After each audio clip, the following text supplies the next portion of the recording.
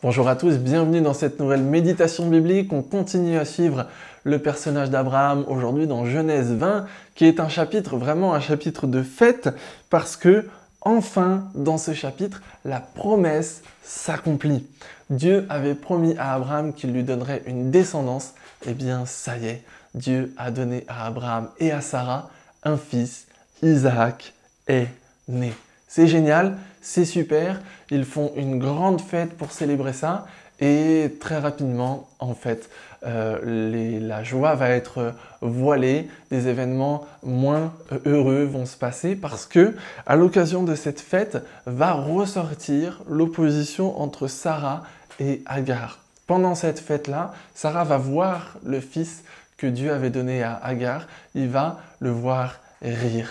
Et on ne sait pas vraiment pourquoi, on ne sait pas ce que ça suscite en elle, mais en tout cas, elle va s'énerver et s'aigrir encore une fois contre Agar, alors que, rappelons-nous, Agar à la base n'avait rien demandé, hein, c'est Sarah qui avait voulu la donner à Abraham, mais Sarah s'énerve encore une fois, et à ce moment-là, elle va encore faire chasser Agar, comme elle l'avait déjà fait, mais cette fois, elle va la faire chasser avec son fils, Ismaël.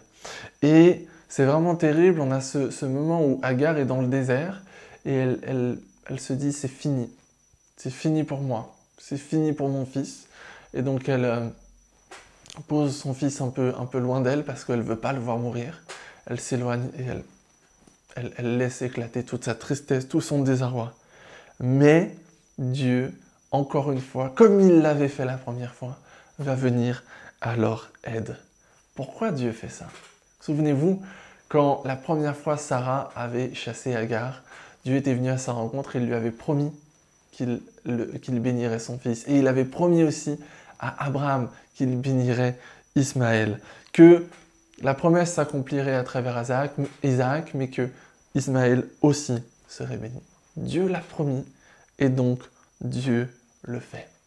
Mais j'aimerais pas nous poser aujourd'hui de questions sur la promesse. On a beaucoup parlé de cette promesse, mais plutôt sur l'attitude de Sarah.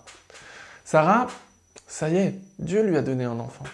Elle n'a plus vraiment de raison d'être jalouse de ce que Dieu a fait à Agar. Et pourtant, elle va s'aigrir quand elle voit en fait la joie d'Agar. Elle ne peut pas réussir à être joyeuse elle-même si Agar, qu'elle a pris en grippe, est aussi joyeuse. Et j'aimerais nous poser cette question ce matin. Est-ce que l'on réussit, est-ce que l'on est capable de nous réjouir de ce que Dieu donne aussi aux autres? C'est pas toujours facile et c'est une question importante. Moi qui prie Dieu depuis des jours, des semaines, des mois pour quelque chose, mais Dieu le donne à quelqu'un d'autre. Est-ce que je réussis à être heureux de ce que Dieu fait dans sa vie ou simplement jaloux parce que Dieu le fait pour lui et pas pour moi? Mais ce que Dieu fait pour quelqu'un d'autre, ça ne veut pas dire qu'il ne le fera jamais pour moi. Mais ça ne veut pas forcément dire non plus automatiquement qu'il le fera pour moi. Réussissons-nous à être heureux des grâces que l'on voit exercer de la part de Dieu dans la vie de nos frères et sœurs, dans la vie des gens qui nous entourent. C'est très important. En fait, Sarah aurait pu se réjouir avec Agar. « Oh ouais, Dieu t'a donné un fils, c'est génial. Maintenant, Dieu m'a donné un fils aussi. Soyons heureux ensemble. » Elle n'a pas réussi parce qu'elle voyait juste à la jalousie qu'elle avait eue et qui s'était ancrée dans son cœur. Je vais laisser cette question en suspens ce matin et puis chacun pourra répondre à ce que l'on peut mettre en place peut-être dans nos vies pour y arriver. Sommes-nous capables de nous réjouir de ce que Dieu donne aux autres? Je vous souhaite une très bonne journée et je vous dis à demain.